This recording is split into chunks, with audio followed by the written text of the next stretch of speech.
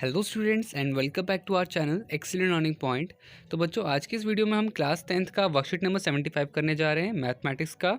तो हमने पिछली वीडियो में देखा था पार्ट ए, और पार्ट ए में कैसा था। पार्ट ए में 16 क्वेश्चन आए थे 1 मार्क्स वाले, और उसके बाद क्या कहते हैं आपका 4 क्वेश्चन आए थे 4 मार्क्स वाले। ठीक है, अब यहाँ पर आपका पार्ट बी है। पार्ट बी में बच्चों देखो 2 मार्क्स वाले आपको 6 क्वेश्चन दिखेंगे, 7 मार्क्स वाले आपको 3 क्वेश्चन दिखेंगे। सॉरी यहाँ पे आपका 2 मार्क्स वाले 6 क्वेश्चन दिखेंगे, और 3 मार्क्स वाले 7 क्वेश्चन दिखेंगे, और उसके बाद 5 मार्क्स वाले 3 क्वेश्चन दिखेंगे। ठीक है, तो इस तरह से पार्ट भी आएगा। कुल मिला के बच्चों देखो 16 एंड 16 32 क्वेश्चंस आपके आ जाएंगे क्या कहते हैं पूरे पेपर में। तो प्लीज़ आप ज़्यादा से ज़्यादा प्रैक्टिस करो, तो जाके आप पूरे 32 क्वेश्चंस पेपर में अटेम्प्ट कर पाओगे।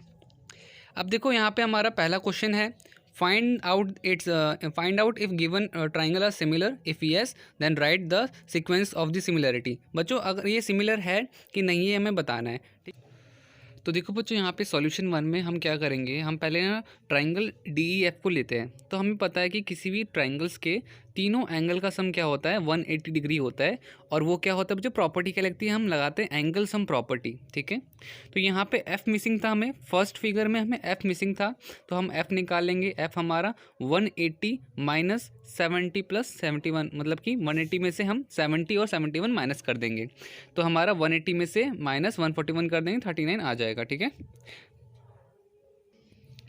इसके बाद देखो हमारे पास in triangle P Q R अब लेंगे, angle P angle Q angle R is equal to 180 कर देंगे।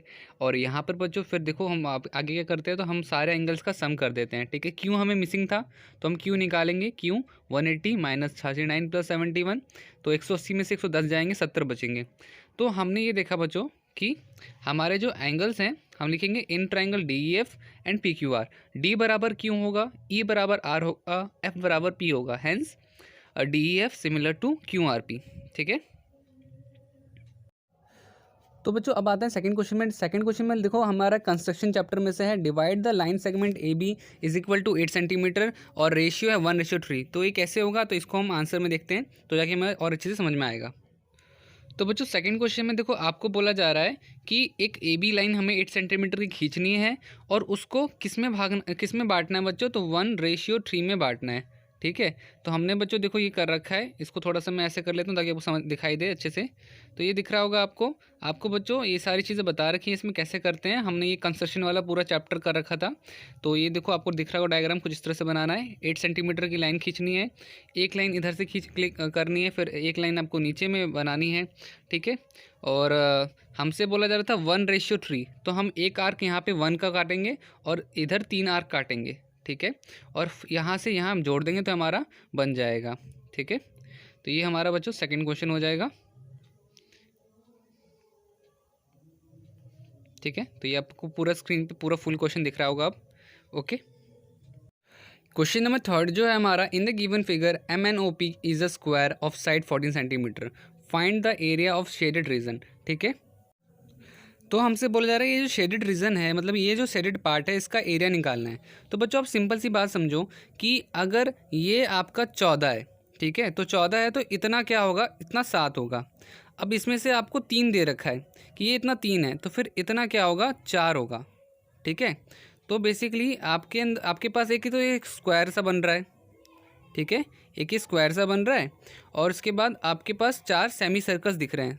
ठीक है, हमारे पास बच्चों ध्यान रखना, हमारे पास क्या है, हमारे पास 4 सेमी सर्कल्स दिख रहे हैं, और उसके बाद एक स्क्वायर बीच में दिख रहा है। तो मैं इसको पी क्यू आर रख लेता हूँ, पी क्यू आर एस। ठीक है, तो हमें 4 सेमी सर्कल्स हटाने होंगे और एक बीच में स्मॉलर स्क्वायर हटाना पड़ेगा। इन सब का एरिया हमें निकालना पड़ेगा। वापस से बता रहा हूँ कि हमें इसका रेडियस पता होना चाहिए ना, ये रेडियस कितना होगा। तो देखो मैंने आपको सिंपल से बताया कि अगर ये 14 है तो 14 का आधा कितना होगा, 14 का आधा होगा 7। ठीक है, अब ये 7 है, 7 में से 3 हम माइनस कर दें तो हमारे पास ये जो रेडियस आ जाएगा वो क्या आ जाएगा, 4 आ जाएगा। ठीक है, 7 में से अगर हम 3 माइनस कर देते हैं तो हमारे पास 4 आ जाएगा। तो देखो बच्चों फिर अब हम यहाँ पे सारा एरिया निकालते हैं, तो सीधा सॉल्यूशन देखते हैं तो और अच्छे से समझ में आ जाएगा। क्वेश्चन में थर्ड क्या है, रिक्वायर्ड एरिया हम कैसे निकालेंगे, तो हम निकालेंगे area of big square minus area of small square minus area of 4 semi circles. ठीक है, तो हमें बच्चों इस तरह से सबसे पहले तो बड़ा स्क्वायर का एरिया निकालना है। एरिया ऑफ स्क्वायर क्या होगा, तो वो 14 का स्क्वायर होता है, एस इंटू एस होता है स्क्वायर का एरिया का फॉर्मूला, तो वो 14 का स्क्वायर 196 आ जाएगा। फिर एरिया ऑफ स्मॉल स्क्वायर, जो हमने स्मॉल स्क्वायर बनाया था उस डायग्राम में से, तो वो 4 आएगा, 4 इंटू 4 16 होता है। फिर एरिया ऑफ 4 सेमी सर्कल्स, ठीक है बच्चों, एरिया ऑफ 4 सेमी सर्कल्स, तो 4 इंटू हाफ, क्योंकि बच्चों एक सर्कल का जो एरिया होता है वो पाई आर स्क्वायर होता है, बट यहाँ पे सेमी सर्कल है तो हम इंटू हाफ भी करेंगे क्योंकि आधे आधा हो जाएगा ना ये, तो हमारे कितना आ जाएगा 25.12 आ जाएगा। तो अब देखो यहाँ पर क्या है, रिक्वायर्ड एरिया हमने बताया था area of big square 196, area of small square -16, area of 4 semi circles 25.12, तो हमारा आंसर आ जाएगा 154.88। ठीक है।